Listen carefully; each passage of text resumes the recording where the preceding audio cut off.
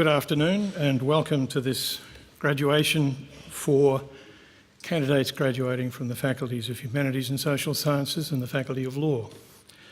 A special welcome to graduands, their families and their friends, to special guests and to colleagues. It's my great pleasure to introduce to you our Chancellor, Dr. Helen Nugent AO.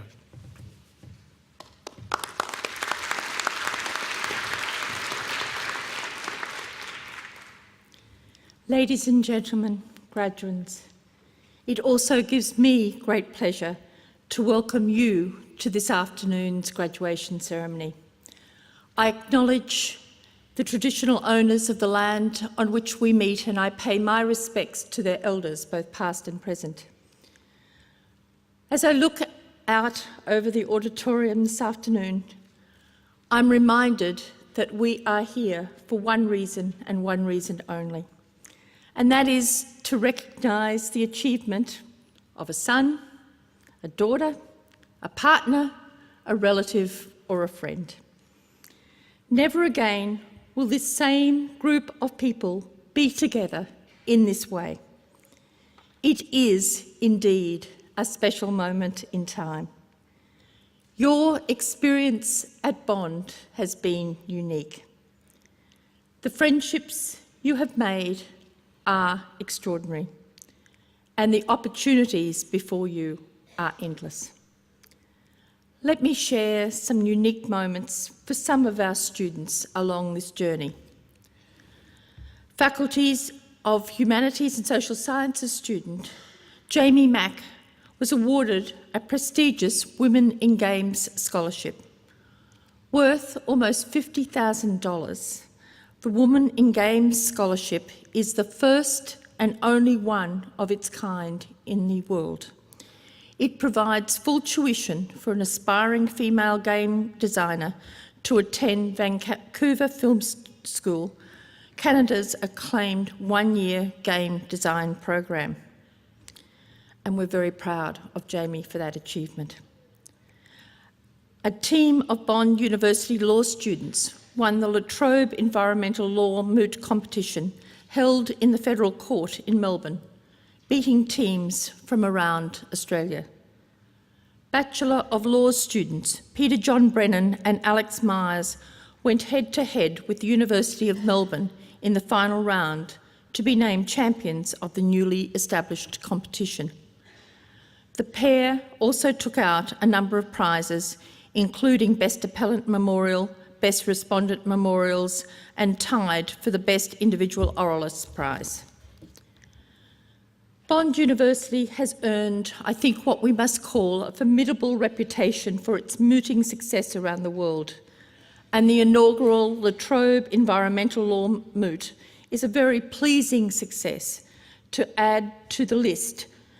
This includes international competitions such as the Willem C. Viz East International Commercial Moot Arbitration Moot and the International Criminal Court Moot Trial Competition, and many, many, many more, and I've repeated them on previous graduations.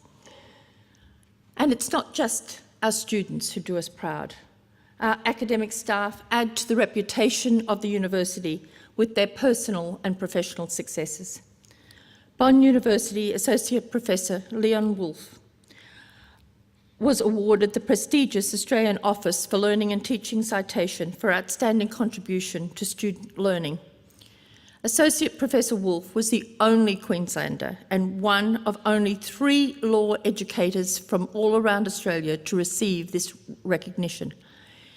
It was awarded for his pioneering use of narrative methodology in a first-year law course, which provides students with an authentic, inquiry-based entry into the discipline of law. And we all know how proud we are of our faculty and what they do each and every day of the academic year for you as students. Each of you would have achieved your own personal success while at Bond. On this, your graduation day, we congratulate each and every one of you on reaching this very important milestone in your life. Well done, congratulations and my very, very best wishes for the future. We are really proud of you. We know you are proud of us, and we know that you will go on to great things in the future. We look forward to hearing of your success. Ladies and gentlemen, I now have the great honour and privilege of introducing our guest speaker, Professor Margaret Sears, AO. Professor Sears is a former Senior Deputy Vice-Chancellor at the University of Western Australia. She holds a PhD from the University of Western Australia in music, with her speciality being keyboard music of the 18th century. She has extensive experience in arts administration, having accepted a 2-year secondment to the position of CEO with the West Australian Department of the Arts from 1995 to 1997. She was then appointed to a 4-year term as Chairman of the Australia Council, the Australian Government's Arts Funding and Advisory Board. In addition to membership of the Australia Council, she was a member of the Foreign Minister's Australian International Cultural Council and a director of the Australian Business Arts Foundation. Since completing her term as Chairman of the Australia Council, she has been a member of a wide range of boards, including the National Portrait Gallery, the Australian Broadcasting Corporation's Arts Advisory Committee, and the Expert Advisory Committee for Humanities and Creative Arts for the Australian Research Council. In 2005, she chaired the National Review of Music Education and previously chaired the National Collections Advisory Forum. Margaret is currently chair of the Perth International Arts Festival, the Chamber of Culture and the Arts, Synergy in Perth, and the Education Investment Fund. She has completed a term as a member of the inaugural Advisory Council of the Australian Research Council. Margaret is also a Fellow of the Australian Institute of Company Directors. Most importantly, we are enormously privileged to have Margaret as a member of the Bond University Council. In 2003, Professor Sears was made an Officer of the Order of Australia in recognition of her contribution to the arts and education in Australia. Ladies and gentlemen, can I introduce to you and ask you to join me in welcoming a truly great Australian, Professor Margaret Sears, AO.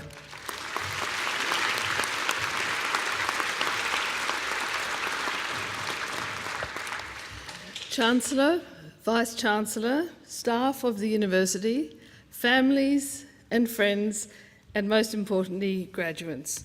Firstly, congratulations to all of you on your great achievement, and also congratulations to the families and friends. As someone who's been both the parent of and a partner of a university graduate, I know the trials and tribulations that can apply on both sides. You as graduates of this university will join the growing number of Bondies in Australia and around the world who can form a vital network in terms of jobs, contacts, advice and friendship. Make sure you use this, and remember that while some of your successful career will come from your own abilities, there are others around, fellow Bondies, who are there to help you. But I don't want to discuss careers today, because this morning's speaker discussed careers. I want to talk about contributions to the community, but before I do that, I do want to beg your indulgence and remove my cap. I couldn't fit my own in my luggage coming from Perth, and if I leave it as this, I won't be able to see you, and you won't be able to see me by the end of this speech. So I want to look at how you can become active contributors to your community, and this of course is assuming that you are already doing very much that. I warn you up front that there will be a few references in this speech to the 1960s and 70s, and you'll no doubt fear that this is yet another old-timer reminiscing about the past, or more to the point, someone trying to show that they can remember something from the 1960s. Anyway, I shall do my best to allay your fears, because this address isn't about me, it's about you. A very diverse group of people, Although some of you share the same degree name, the units you have studied, the interests you have followed, can be very, very different. Some of you are graduating for the first time. Some of you are taking up master's degrees. And this afternoon, there are two of the veterans, the PhD students, for whom today is significant in so many ways, not least because it marks definitively the end of the 3 to 5 years of people asking perhaps the most annoying question on earth for a doctoral student: how's the thesis going? But you have all shared in the benefits, the real benefits, of having a university education at a fine university. And I say education and not training, because there is a significant difference between the two. Even the cynics recognise that a university education can really enhance one's life and what one can do with that life. Witness Theodore Roosevelt's comment that a man who has never gone to school may steal from a freight car, but if he has a university education, he may steal the whole railroad. The other thing that I hope for all of you, and that all of you share as graduates of this university, is an interest in and a concern for what goes on in the world around us. At this university, it starts with the core, where students' perspectives are hopefully broadened beyond the dimensions of their designated career discipline. Being interested and involved in issues beyond our narrow self-interest is what we could call engaged citizenship. And when I think of that term, I'm put in mind of a comment by Martin Luther King, who said that our lives begin to end the day we become silent about things that matter. I want to dwell on this comment a little. I'm assuming you all know who Martin Luther King was and will know that he was a great orator and leader during the tempestuous times of the civil rights movement in the US, a time when issues such as the Vietnam War, the nuclear threat and the Cold War made for a pretty volatile world. You will also know that he is one of a long line of Americans, both big names and small, whose lives have been cut short by a bullet. King's comment seems simple enough as it stands. All of us can get what he is saying. Our lives begin to end the day we become silent about the things that matter. And yet I'm sure if we were to stop for a moment and check out what the person sitting next to us was thinking about when we use the phrase, the things that matter, each of us would have something rather different in mind. However, partly through background and partly through the education you have received here, hopefully you will all have something in mind. For some, it might be about refugees and boat people. For some, the environment and global warming. For some, it might be a growing concern about cybersecurity or food security. And for all of us, it's probably, when will this interminable election campaign come to an end so the country can return to some degree of normality?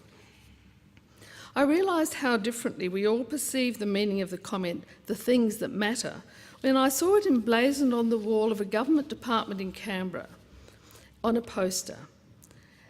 This department was seemingly encouraging people to speak out about issues that concerned them, but it strangely enough was the same one that phoned one university's vice-chancellor a couple of years ago when he did speak out on an issue that was to do with that department and that he felt mattered, and they roundly ticked him off.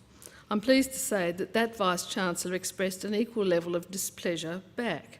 But for that department, speaking out on the things that mattered was a very limited concept and differed very much from that view of the particular Vice-Chancellor. To me, the fact that a citizen, prominent or not, can be chastised for expressing a considered opinion is a deeply worrying indication of a society or a system that's losing touch with the established norms of a democratic society.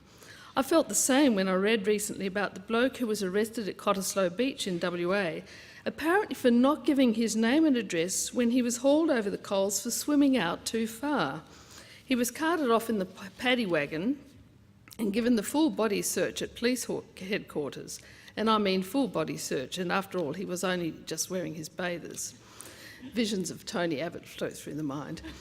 Now, the police have apologised and paid compensation and so on, but what on earth is going on here?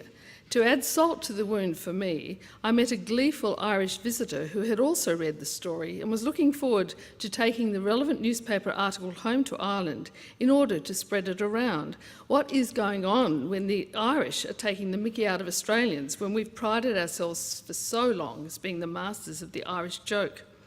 Cottesloe Beach, by the way, is the beach where when swimmers walk onto the sand, they're confronted by a big warning sign that's not about sharks or jellyfish or any other lethal thing. It's a sign that thoughtfully warns would-be swimmers that there is water at the beach. Now, laughable if it weren't so appalling that we need an indication that intrudes in this way upon individual initiative and personal responsibility. This curtailment of individuality or freedoms or free speech is deeply worrying. For some people, like the poor swimmer, it ends with arrest. For others who choose to speak out on issues, the impact may be less obvious or more insidious, but it is always concerning. Sometimes you might consider that while speaking out, you might damage yourself, your cause, or your organisation. But you also might consider that the stakes are too high not to speak, and that the time has passed for compromise. I hope that as graduates of this university, you will have developed the wisdom to know when it is important to speak out and the courage and integrity to do so. Not long ago, I bumped into the former director of the Art Gallery of South Australia, one of the brighter young talents in Australia's cultural scene, or rather, he was. After years of battling with his South Australian government over his ever-reduced funding, he decided not to renew his contract and reached the conclusion that he had to speak out on problems associated with the gallery. So he made a reasonable public announcement on the issue. Now, his minister was Mike Rann, the then Premier. After his comments were published, our brave director was told by Rand's office, and I quote, "You're lucky we didn't send a security guard down and frog march you out of the building." And they made quite sure he was out of the building at 5 o'clock exactly on the day his contract ended. So much for free speech. But despite the risks, he did speak out, and ultimately for the better of that institution and ultimately for himself. So when you decide to speak out, whatever you decide are the things that matter, get the facts, think about managing the consequences and get involved, and always deliver your message in a calm and measured way, as that way you tend to be taken more seriously. For my generation, growing up in the shadow of the Cold War, the defence of individual freedoms, including free speech, was the mantra of everyday life. For later generations, including sadly some of our politicians, the external threat to individual freedoms, manufactured or real, has seemingly gone, and with that a commitment to defend them. And this is an issue for your generations and those that follow to deal with. You may know a very popular song from the 70s by Joni Mitchell called, rather unpromisingly, Big Yellow Taxi. The chorus line was, "Don't it always seem to go that you don't know what you've got till it's gone? They paved paradise and put up a parking lot." It was a call to action of sort, and action is not hard. Perhaps decide that just one day a year you will look at what is concerning you and decide on doing something about it. It might mean writing just one letter or one phone call. Not a big ask, but nonetheless a commitment to make a start. But if Martin Luther King and Joni Mitchell don't stimulate you to action, and you need further inspiration to get involved, perhaps the words of another voice from the past, the singer-songwriter Hoagie Carmichael, will do it for you. "The trouble with doing nothing," he said, "is that you can never take any time off." Thank you and good luck.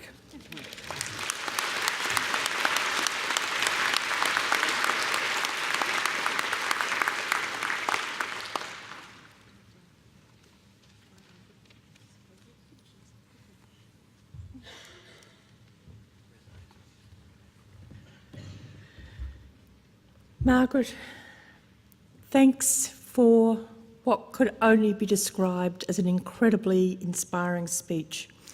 A speech that is a call to action, as you said. A speech that was brave and courageous, but that also urges our students in a measured way to be brave and courageous. I've known Margaret for a very long period of time. I had the privilege of working with her at the Australia Council. And I would say she is brave, courageous, measured, but respected as a consequence for the way in which she makes those calls for action to make a real difference in society.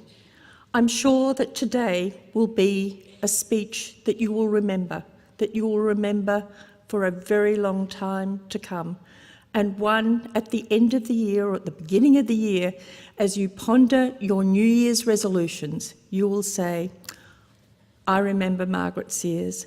I remember the need to become an engaged citizen and to do something that will make a difference. Can you please join me again in thanking Margaret Sears?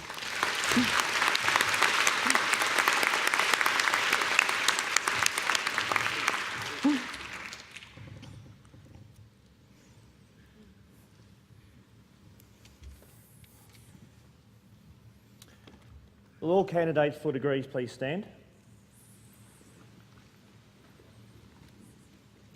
Chancellor, I wish to present the following graduands who are in attendance today for admission to awards of Bond University. From the Faculty of Humanities and Social Sciences, 96 graduands.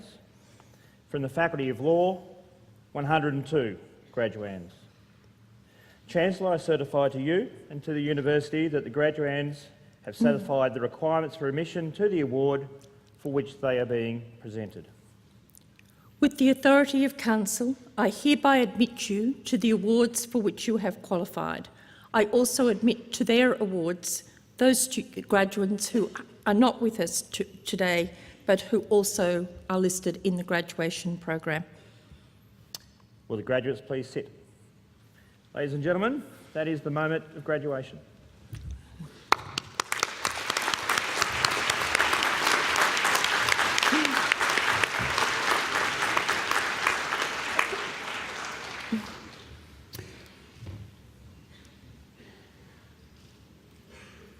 Chancellor, the following candidates are presented for the award of Research Doctorates. For the Doctor of Philosophy from the Faculty of Humanities and Social Sciences, with the thesis title, Soft Balancing in the Indo-Asia-Pacific Complexity, Threat and Contending Multilateral Frameworks from ASEAN to the SCO. Chancellor, I present Alitsa Kizakova.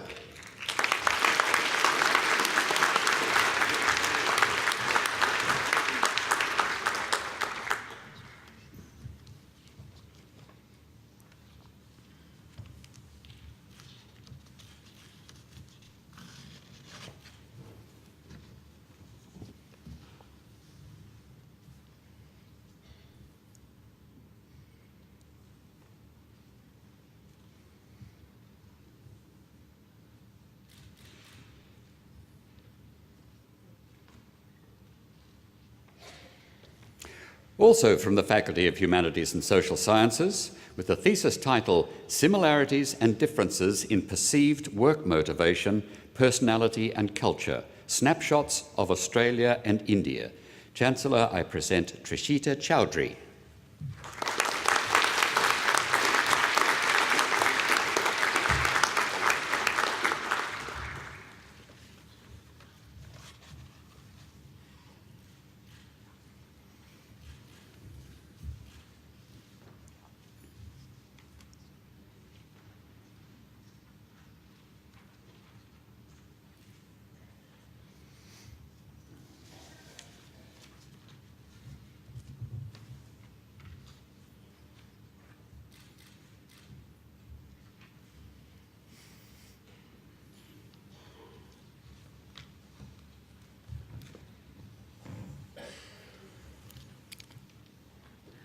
I now invite the Dean of the Faculty of Humanities and Social Sciences to join me in congratulating each of his graduates as they are presented. However, in so doing, can I apologise in advance to all of the graduates.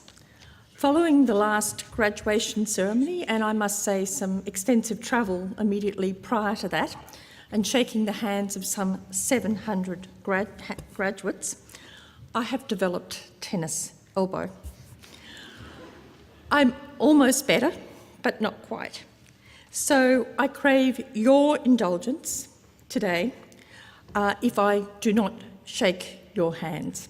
Next time, I hope I'll be better. Chancellor, I present graduates from the Faculty of Humanities and Social Sciences. For the Bachelor of Arts, Chanel Marie Andrich.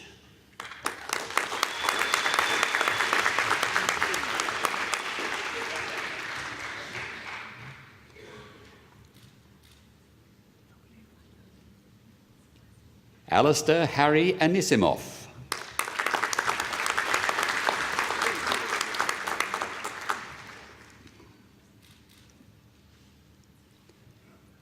Crystal Taylor Etherington On.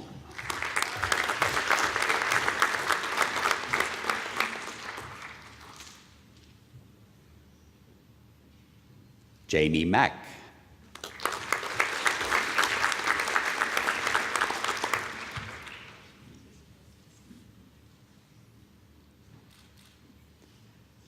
Sergei Nikitin.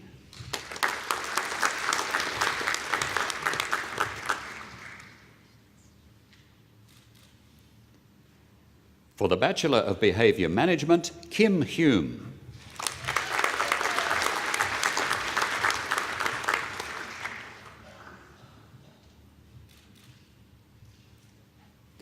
For the Bachelor of Communication, Rebecca Bills.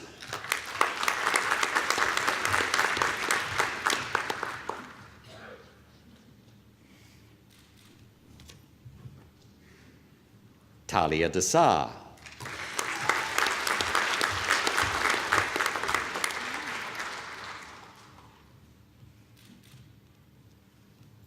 Amanda Hobbs.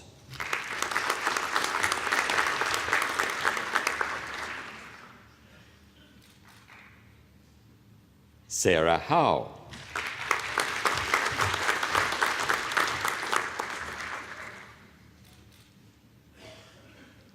Taran Lee Raju.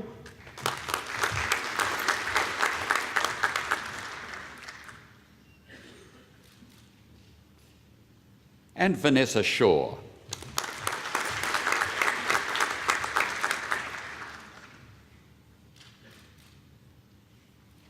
For the Bachelor of Communication and Bachelor of Business, Caitlin Alice Palmer.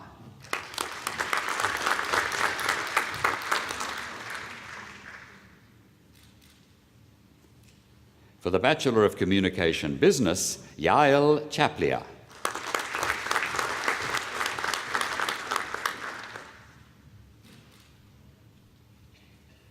Justine Chen.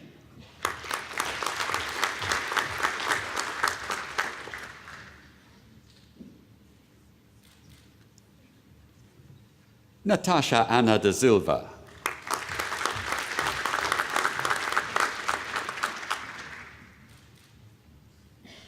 Jacqueline Gerard.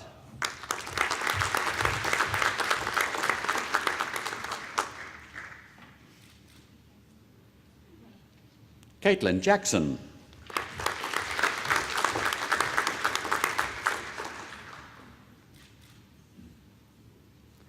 Bronte Jones.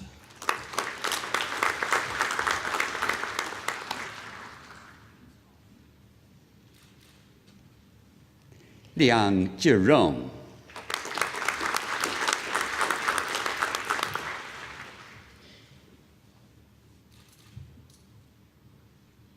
Long Yang.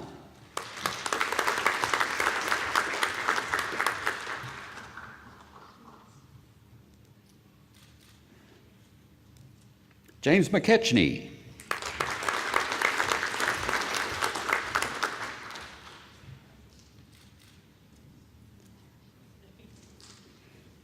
Samantha Wheeldon.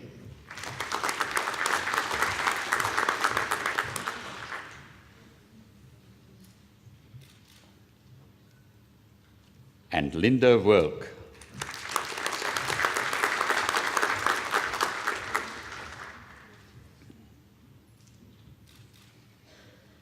For the Bachelor of Communication Business and Bachelor of International Relations, Jessica Foote.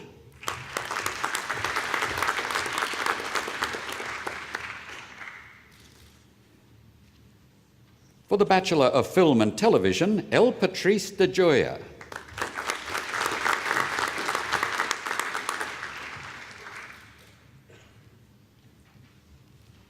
Dylan Duclos.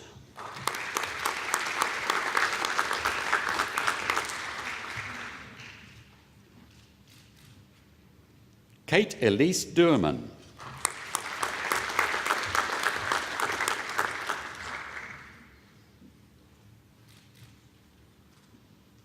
Christina Gidas.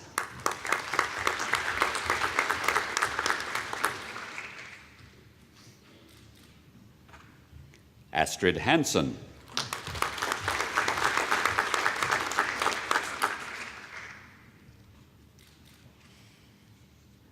Samantha Kate Hanson.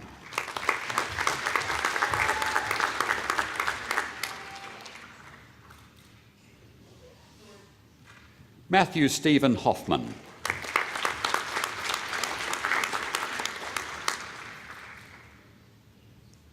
Kent Hosokawa.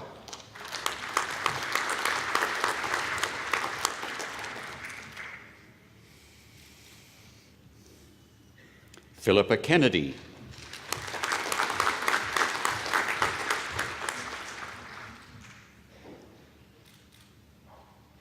Sarah Lang.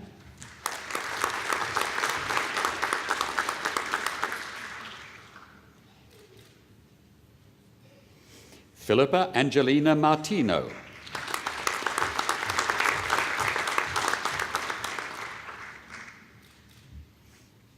Ralph Nikoloff.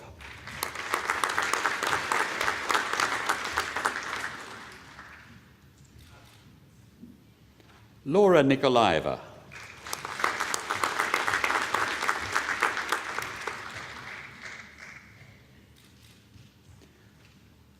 Olivia Omara Reddy.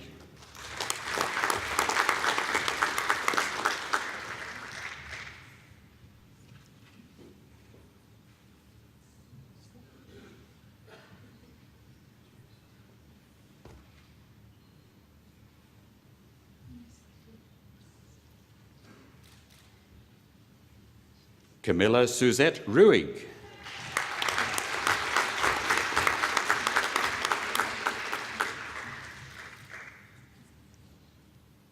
Julie Samue.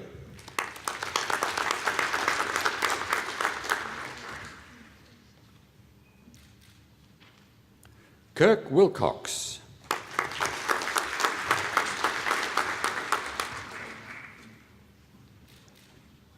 And Alice Willison.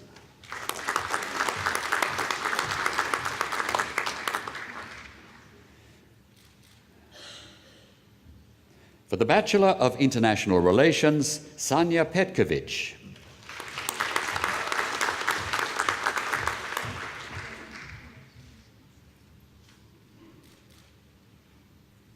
Zachariah Manson Reed.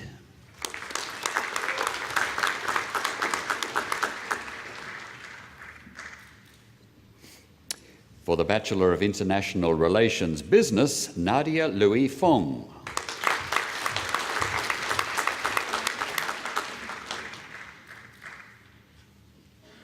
Cassandra Elizabeth Gillespie.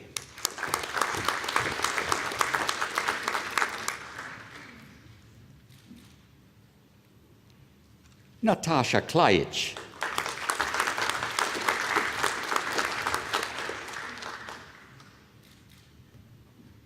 Mitchell Potter.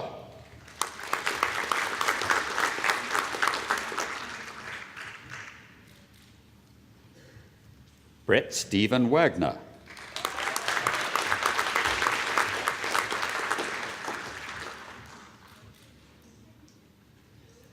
Daniel Benjamin Winter.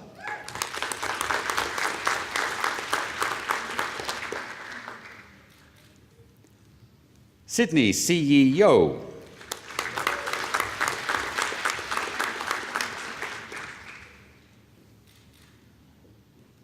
For the Bachelor of Journalism, Benjamin Mark Case.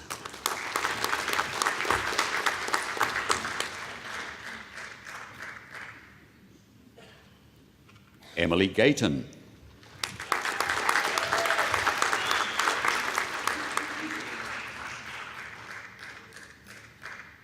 Kate Morrow.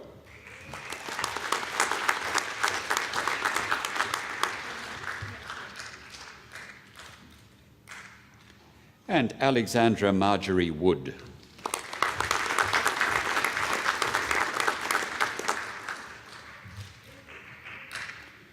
The Bachelor of Multimedia Design Advertising, Dane Scott Matheson.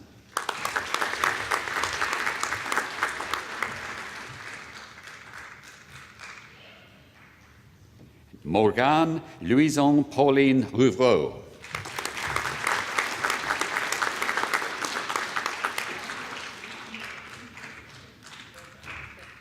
For the Bachelor of Social Sciences, Courtney Tennyson Bell.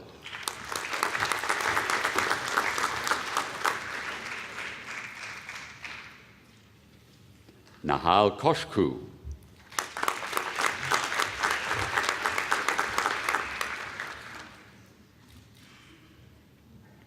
Christy Magan.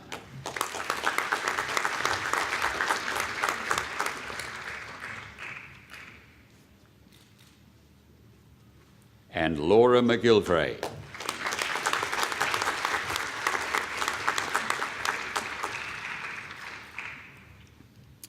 For the Bachelor of Social Science Criminology, Lewis Dixon.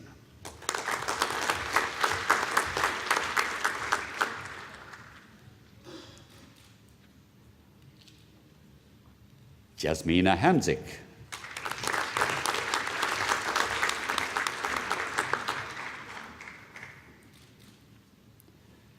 Rebecca Hewson.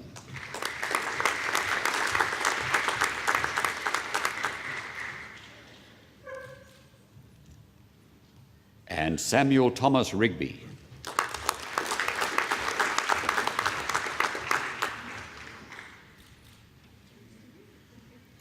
For the Bachelor of Social Science Psychology, Samantha Louise Farr.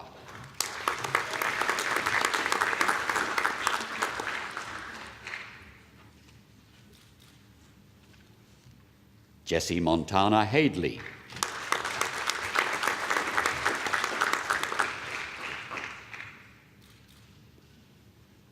Tori Jones.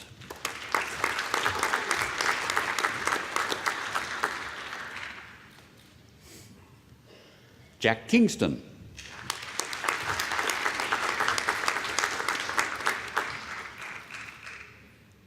Stephanie Koo.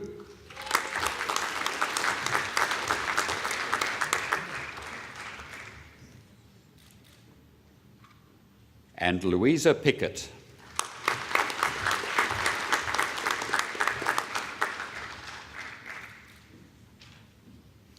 For the Graduate Certificate in TESOL, Karen Jackson.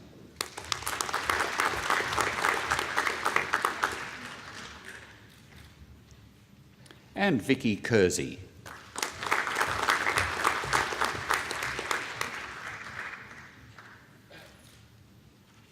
For the Postgraduate Diploma of Counselling, Taryn Amy Tico.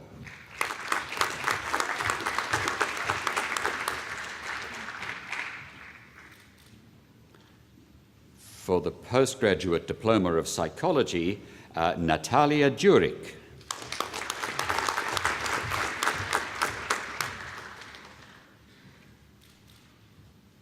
Amelia Elwick.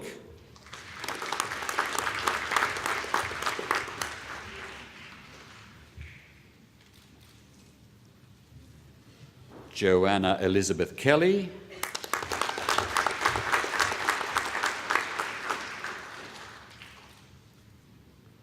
Tuntia Yamaoke.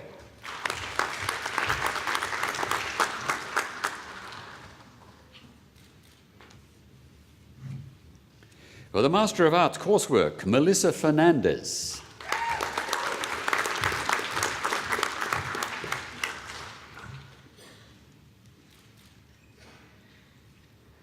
For the Master of Arts TESOL, Graham Flockton.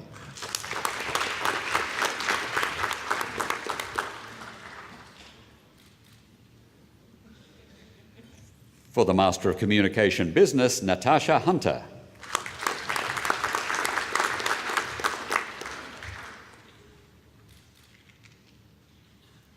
For the Master of Communication Public Relations, Maria Tang Jansen.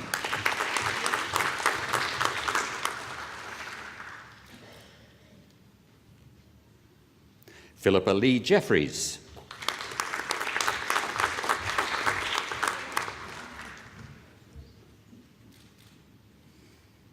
And Stephanie Pickett.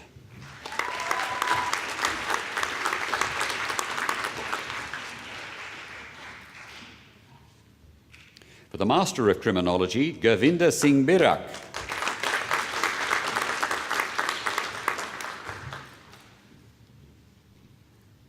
And Robin Elizabeth Winchester.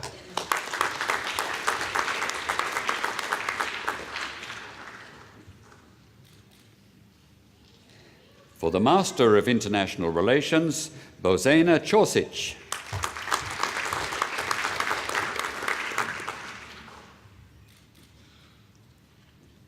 Baoan Diep.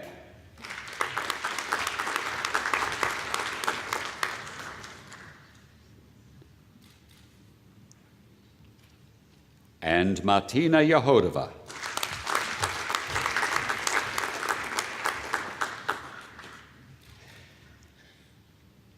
For the Master of Psychology Clinical, Marita Cooper.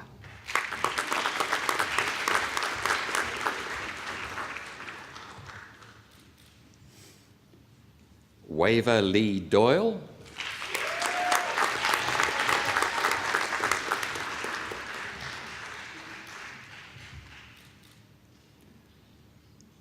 Mary Kelly.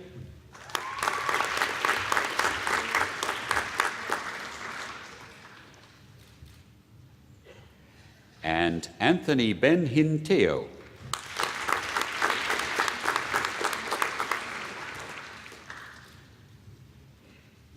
For the Master of Psychology Forensic, Amber Lee Johnston.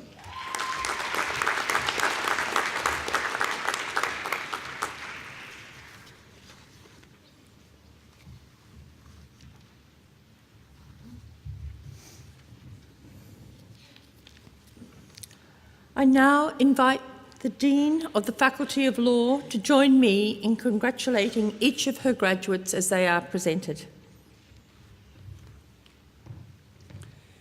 Chancellor, I present graduates from the Faculty of Law. For the Bachelor of Business Law, Zoe Louise Casbolt.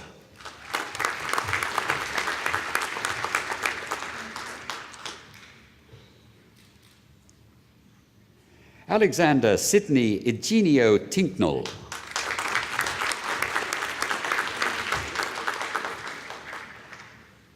For the Bachelor of Laws, Dean Nicholas Alexander.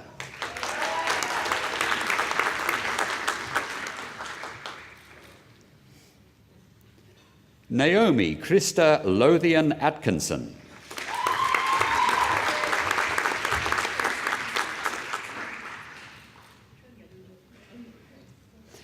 Ashley Rose Bullis.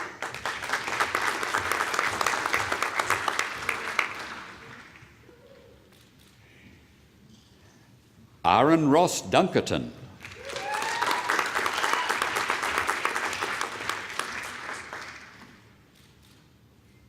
Timothy Erickson.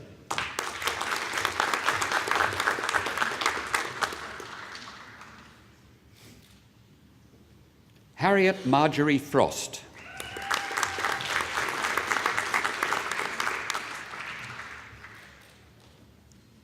Charles Henley.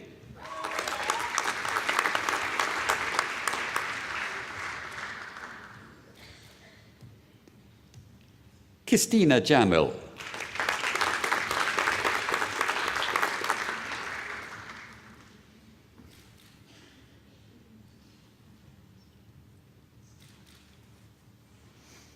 Isabel Yantos.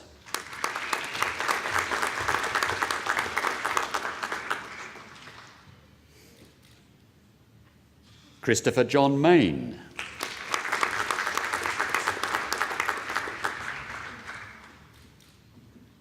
Jin May.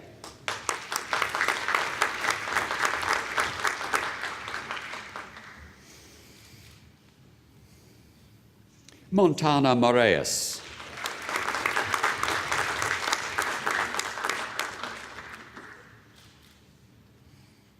Savan Naka.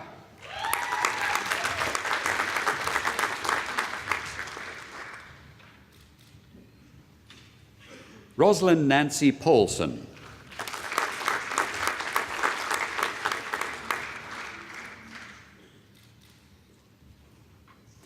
Lalitha Monisha Ramesh Kumar.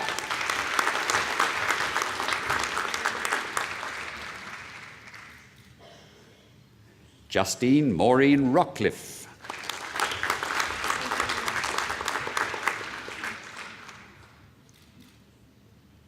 John Paul Self.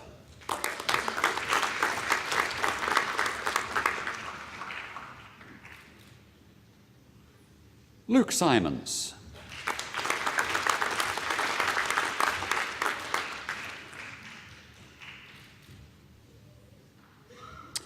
Kerry Ann Tucker.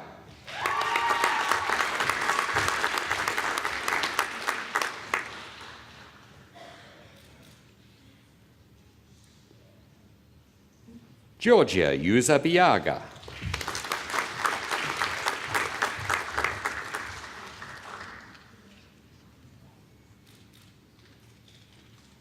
Elizabeth Ann Vincent.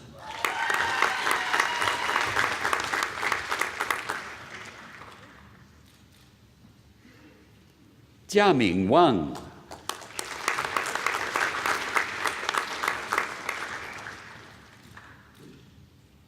Wu Hao.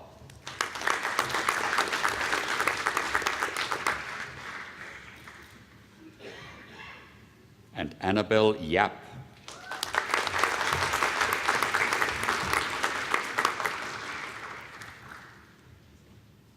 For the Bachelor of Laws and Bachelor of Business, Melanie C. Bartels.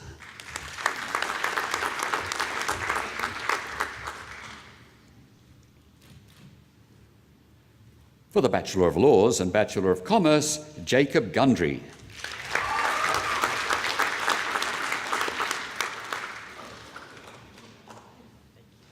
Lewis Kennedy.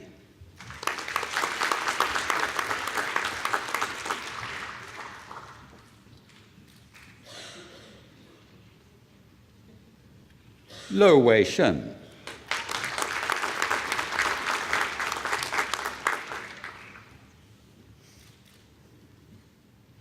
Stephen William Marnie.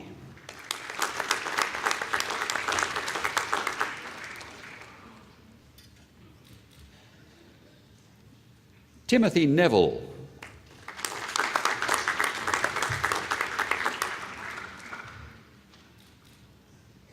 And Alana Ruth Peacock.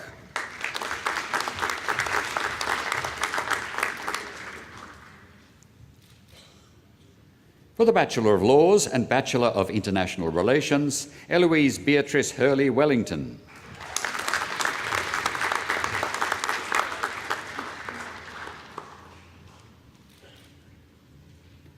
Elise Jane Sargent.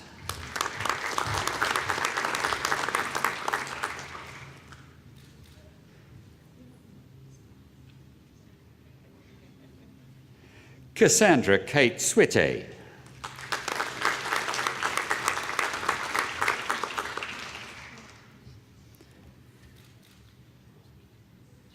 For the Bachelor of Laws and Bachelor of International Relations Business, Simone Roseanne Buchler.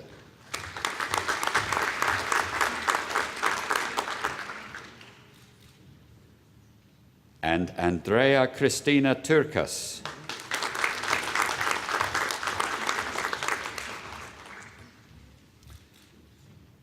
For the Bachelor of Laws and Bachelor of Journalism, Georgia Lee Wallace.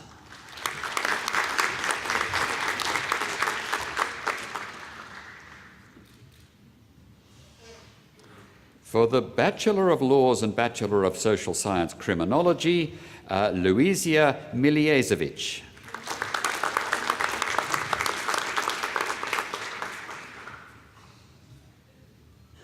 For the Bachelor of Laws and Bachelor of Social Sciences Psychology, Navanitan Navaretnaraja.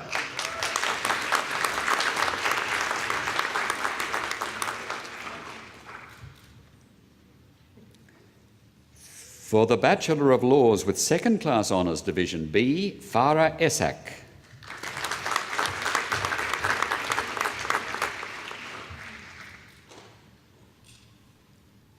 Lillian Javadi.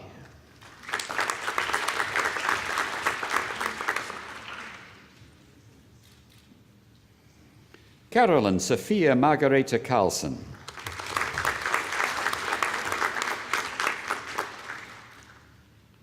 Chloe Ann Richardson.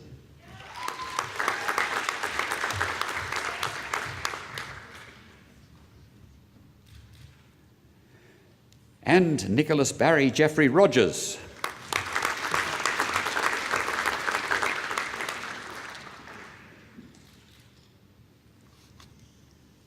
For the Bachelor of Laws with Second Class Honours Division B and Bachelor of Arts, Nicholas Domro.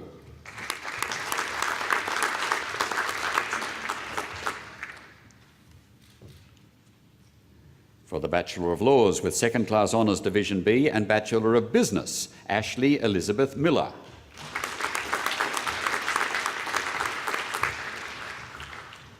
For the Bachelor of Laws with Second Class Honours Division B and Bachelor of Commerce, Benjamin John Burke.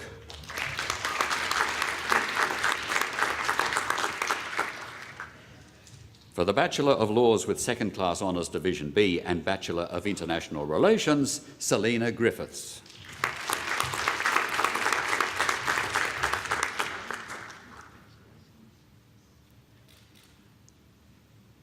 For the Bachelor of Laws with Second Class Honours Division B and Bachelor of Social Science, Sarah Jane Traynor.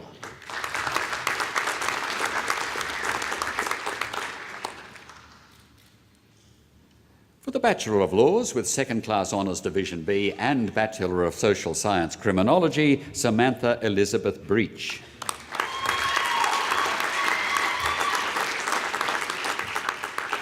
For the Bachelor of Laws with Second Class Honours Division A, Matthew Peter McLean.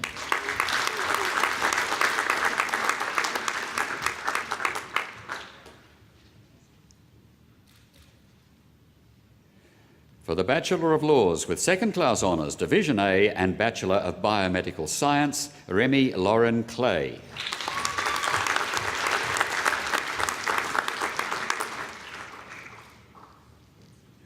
For the Bachelor of Laws with Second Class Honours Division A and Bachelor of International Relations, Madeline Rose Donovan.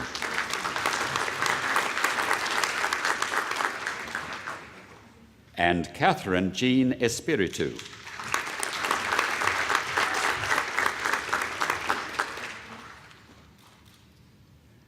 For the Bachelor of Laws with First Class Honours, Emily Vale.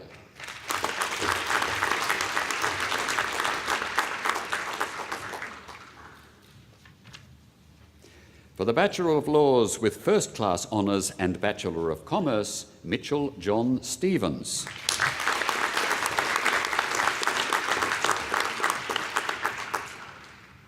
For the Bachelor of Laws with First Class Honours and Bachelor of Social Sciences, Marcus de Courtenay.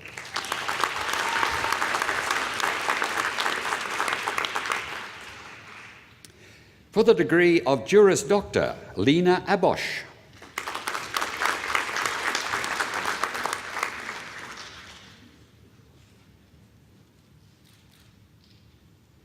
Katarzyna Chula.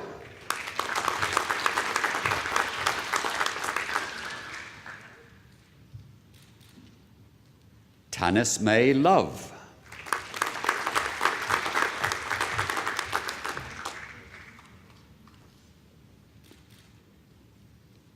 Timothy McHutchinson.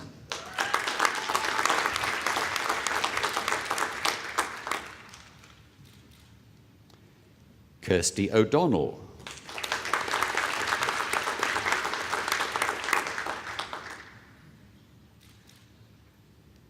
Thomas Robinson.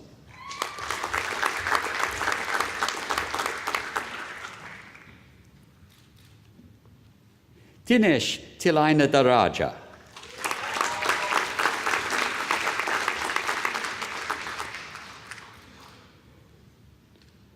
Luke Stephen Tonge.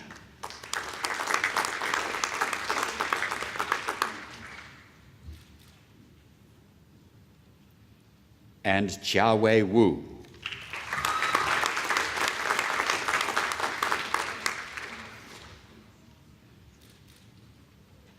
For the Juris Doctor with Second Class Honours Division B, Thomas Blanche.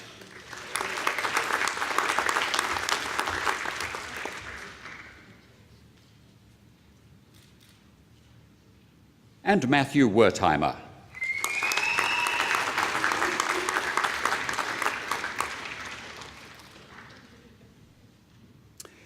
For the Juris Doctor with Second Class Honours Division A, Laura Elizabeth Douglas Betts.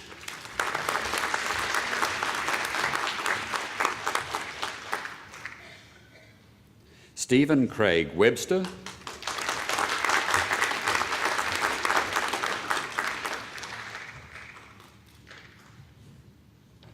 For the Postgraduate Diploma of Legal Practice, Shane Eamon Sankey.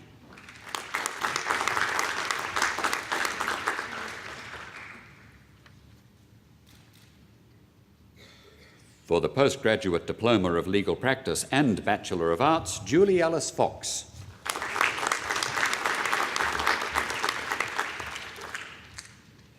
For the Master of Business Laws, Dispute Resolution, Kirsty Peterson.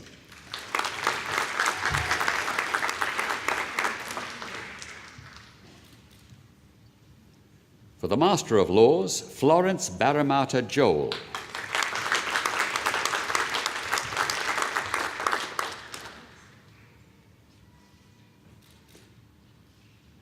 For the Master of Laws, Corporate and Commercial Law, Emon Mahavong Faisal.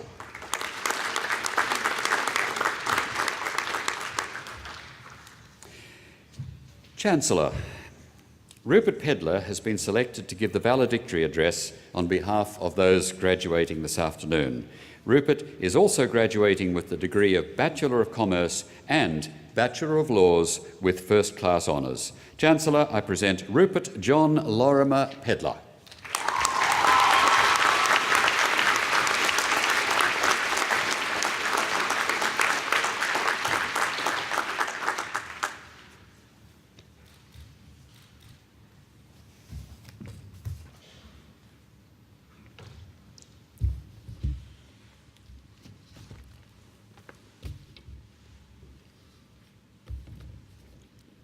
Chancellor, Vice-Chancellor, distinguished guests, members of faculty, families, friends, and most importantly, fellow graduates. May I first begin by expressing what an honour and a privilege it is to stand before you today. 198 intelligent, talented, and of course, extremely well-dressed individuals. My wholehearted congratulations go to each and every one of you for your wonderful achievement. Today, we stand united as Bond University's newest graduates. With determination, perseverance, and courage, we have mastered our studies. Armed with these degrees, bearing Bond's official seal, we are ready to take on the world. Whilst we look to the future with anticipation, today is also an appropriate time to reflect on the diverse opportunities, experiences, and memories that we have been afforded here at Bond. Today is also a time, however, to thank those who have loved and supported us throughout our journey at Bond. We are not an island. We could not have been here today without our professors, our friends, and most importantly, our families. I would like to take this opportunity to thank my friends and my family for all their support, even though my parents did turn my childhood bedroom into an ensuite after I moved out of home. Today, I would like to focus on the life lessons we have learned at Bond and how this has prepared us for life beyond the four walls of this campus. We can use the image of our official university crest emblazoned on our newly awarded degrees to illustrate our bond experience. The book, atop prominently across the crest, symbolises wisdom and learning, while the shield reminds us what a privilege it has been to learn in an environment surrounded by the lake, iconic Australian beaches, all under the Southern Cross. We have been privileged to learn in a state that is best described as beautiful one day, perfect the next. But we should remember, with the privilege of our education comes responsibility. The knight in our crest stands for valour and courage, symbolising the ideals which we employ in the world. This image reminds me of an analogy where two knights stood outside a castle they planned to conquer. The younger of the two knights was asked by the older, wiser knight, "So, have you ever been in a siege before?" The young knight was embarrassed to admit that he in fact had not, but attempted to save face, replying, "No, but there is no need to worry. I know exactly what to do. I have taken all the siege management courses." Today, we graduate from university and prepare for our first siege. Our education has given us insight. It has taught us to use our talents, our intelligence, our curiosity, and our empathy. But we do not know it all, and there is still much to learn. Our university motto, "Forever Learning," emphasises that education is a lifelong commitment. We are armed with the valuable asset of a bond degree. We are in a fantastic position to achieve our dreams, but it will take more hard work, more dedication to be the best that we can be, to truly make a difference in the world. This afternoon, there are 190 of us graduating, and today there are 554. We have taken a unique path in order to be here, but today we all write the final words in the same chapter of our life stories, the chapter titled Bond University. Although our starting point, our motivations and our methods may have been different, we are all Bondies. We always will be. But what does it mean to be a Bondie? It is a term that is often used, but not explained. It is a term that will bind us together for years to come as our 554 individual life stories unfold. After reflecting on my time at Bond, the people I have met and the experiences we have all shared, I believe that a Bondie has three primary attributes, and these are the reason why the connection between fellow Bondies is so strong and so special. First, I believe that a Bondie has ambition. Now, before you roll your eyes, I promise this is the only word I've borrowed from the Bond University marketing playbook. A Bondie is inherently ambitious because a Bondie is forged by the history of this campus, a campus that was the vision of a risk taker. In choosing Bond as our university, we also took a risk. We took the risk that despite Bond's infancy, it would deliver a world-class education. We took the risk that despite Bond's small student numbers, it would deliver an unforgettable campus life. We took the risk that Bond would deliver us the skill set and self-confidence to take the next step in our lives. It was a risk we took, but as we all sit here today, contemplating our achievements, a risk that was well worth taking. Second, I believe that a Bondie has spirit. It took spirit not only to make the decision to come to Bond, but also to finish what we began. We started in mid-January each year, yet we would not finish until Christmas was almost upon us. We did not have the luxury of month-long holidays, nor a mid-semester break. It took spirit and strength of character to come back semester after semester, edging ever closer to our goal. The goal that, today, we have successfully reached. As Bondies often do, I'm certain we will also celebrate with spirit tonight, and maybe also with some spirits. Third, and finally, I believe that a Bondie has worldliness. Today, our graduating cohort represents 40 different countries, from Switzerland to New Caledonia, from the USA to Burma.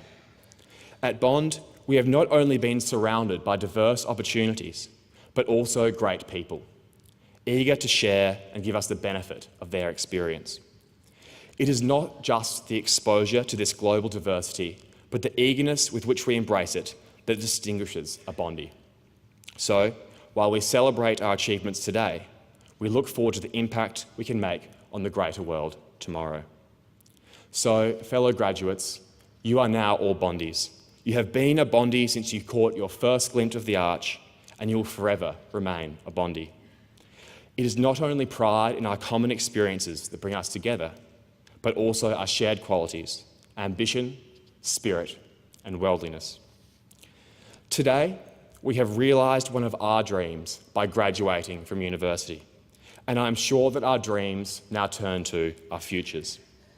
However, before we part ways, I ask you to reflect on one thing. As the ultimate dreamer, Martin Luther King, once said, life's most persistent and urgent question is, what are you doing for others? The value of service, of helping those less fortunate than us, cannot be underestimated. As Melinda Gates, co-founder of the Bill and Melinda Gates Foundation, one of the world's largest philanthropic organisations, recently told the 2013 graduating class of Duke University, it is not the content of our dreams that differentiates us from those who are less fortunate, just the ease of achieving them.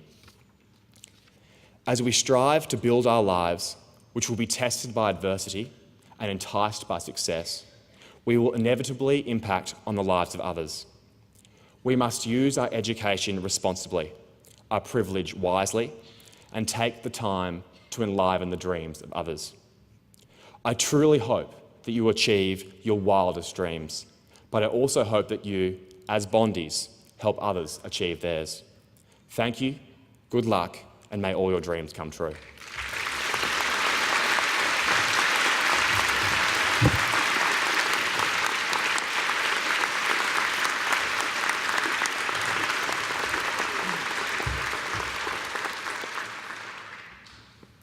Wow.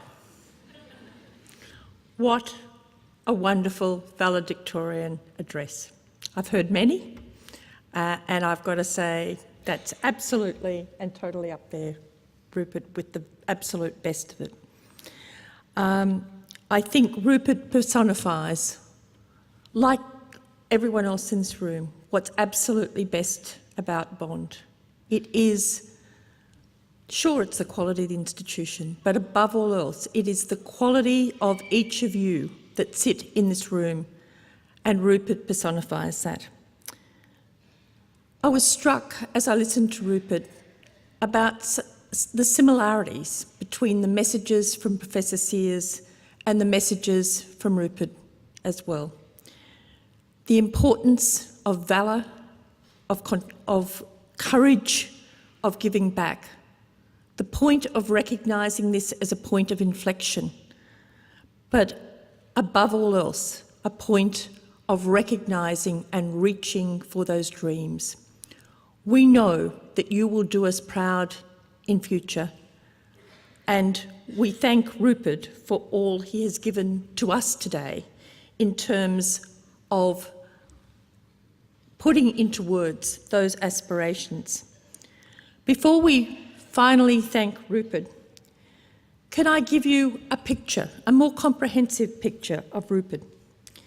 As you heard, he graduates today with a Bachelor of Commerce and a Bachelor of Laws degree with first-class honours. In his first year, Rupert was placed on the Vice-Chancellor's list for academic excellence, a position he repeated in 2011 and 2012. His cumulative grade point average was 3.7 out of 4. In 2009 and 2010, he has been a member of the Bond University Student Association and he served as Treasurer. He was also a member of the executive of the Law School Association in 2011 and 2012. He was a member of the winning Viz East International Commercial Arbitration Moot in 2011, and he coached the team in 2012. He gave back. On the sporting side of the ledger, Rupert played Australian rules football for the inaugural Bond Bull Sharks side in 2011, and in 2012 he spent a year on exchange at Duke University. Can you please join me in thanking a truly great Bondi, Rupert Penner.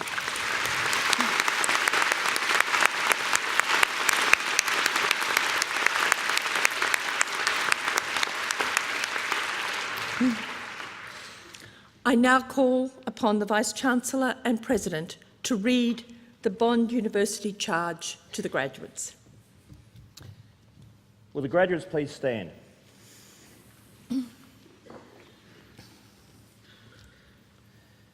I charge you as graduates of Bond University to demonstrate at all times the highest moral and ethical standards, to apply and to continue to extend your learning to the benefit of society, to strive through your actions to promote the universal worth of all people, to pursue the highest standards in all of your endeavours, so that in fulfilling your personal goals and human responsibilities, you add to the standing of your university, and to support and uphold your university and its alumni through engagement with the Bond Alumni Organisation and through your own personal commitment. You may now be seated. Ladies and gentlemen, we're in the home straight now. First of all, I would like to convey to all of the graduates here, on behalf of the faculty staff and the support staff and the professional staff of the university, our congratulations on your achievements and our best wishes for your future. Your paths have been very individual in terms of what have brought you here today, but there is one thing in common that you all share, and that is the support of the people around you. So as you look around this room and we see parents and children and spouses, family, friends, in some cases financial sponsors, all of these people have been a part of your life, and you haven't achieved without their very significant support. So I would ask the graduates to turn to your family and friends, acknowledge them and thank them.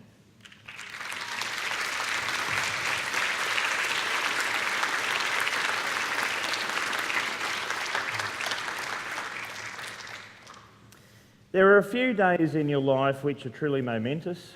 Obviously the day you're born, birthdays, marriages, but also graduations. And we sincerely hope that you have fantastic memories from today, and that this is your day. It's not about the university, it's about you. So please try and just bottle a little bit of the spirit of the day, and remember it. There will be some tough and hard times ahead, but remember that this university is part of you, and that we will always be thinking of you. Now, ladies and gentlemen, you've been extraordinarily patient. You've been very quiet, almost too quiet. You've been extraordinarily well behaved. So now it's time, let's make a bit of noise for these guys, eh?